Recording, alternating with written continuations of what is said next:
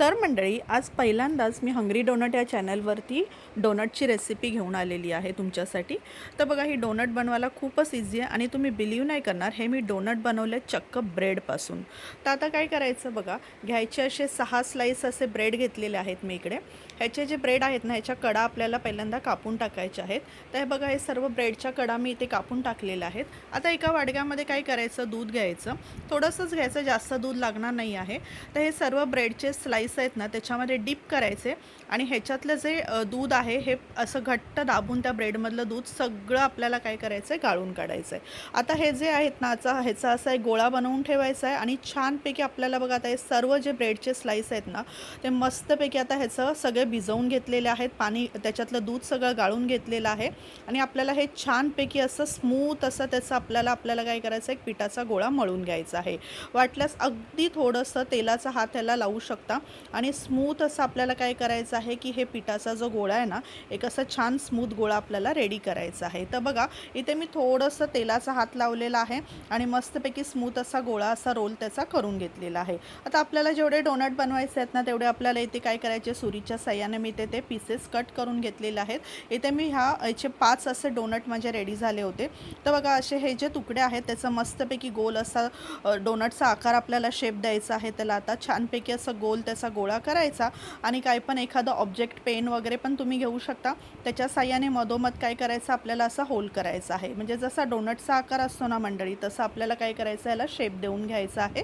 तर सर्व जे बाकीचे पण गोळे आहेत ना, तर त्याला पण असं छानपैकी असं वळून घ्यायचं, मस्तपैकी असं थोडंसं प्रेस करून मधोमध असा डोनटचा आकार द्यायचा आणि मस्तपैकी मीडियम फ्लेमवरती आपल्याला काय करायचं, गोल्डन रंग येईपर्यंत आपल्याला हे सर्व जे डोनट आहेत ना, तेलामध्ये तळून घ्यायचे आहेत.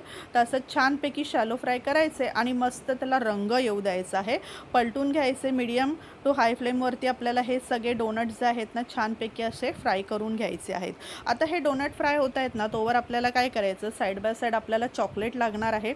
तर माझ्याकडे असं डार्क कंपाऊंड मोरडेचं होतं, तर त्याचे बारीक बारीक तुकडे करून घेतले. जर तुमच्याकडे असं डार्क कंपाऊंड नसेल तर तुम्ही डेअरी मिल्क वगैरे पण यूज करू शकता. आपल्याला डबल बॉयलरच्या साह्याने आता हे चॉकलेट आहे ना, मेल्ट करून घ्यायचं आहे. बघा, खाली मी असं पाणी ठेवलेलं आहे, एका वाडग्यामध्ये ते चॉकलेटचे तुकडे करून ठेवलेले आहेत आणि छानपैकी आता डबल बॉयलरच्या साह्याने ते चॉकलेट मेल्ट करून घेणार आहे. इकडे साईड बाय साईड आपले डोनट पण फ्राय होत आहेत. तर छान बघा, रंग असा त्याला येत चाललेला आहे. तर डोनटला असं छान गोल्डन रंग येऊ द्यायचा, मस्तपैकी त्याला फ्राय करून घ्यायचं आणि आता हे फ्राय झाल्यानंतर एका टिश्यू पेपरवरती आपल्याला काय करायचं आहे, हे काढून घ्यायचं आहे. तर बघा, आता आपले डोनट छानपैकी सर्व फ्राय झालेले आहेत. थोडा थंड झाल्यानंतर आपल्याला काय करायचं आहे, आता चॉकलेट पण आपलं इथे मेल्ट झालेलं आहे.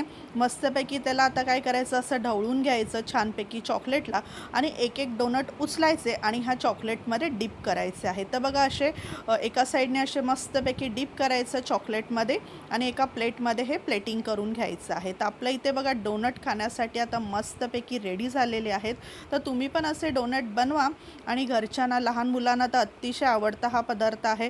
तर झटपट असे होतात आणि बघा, घरच्या घरी तुमच्या घरच्याच साहित्यात एकदम झटपट असे रेडी होतात. तर मुलांना तुम्ही तुमच्या कधीतरी असे करून देऊ शकता.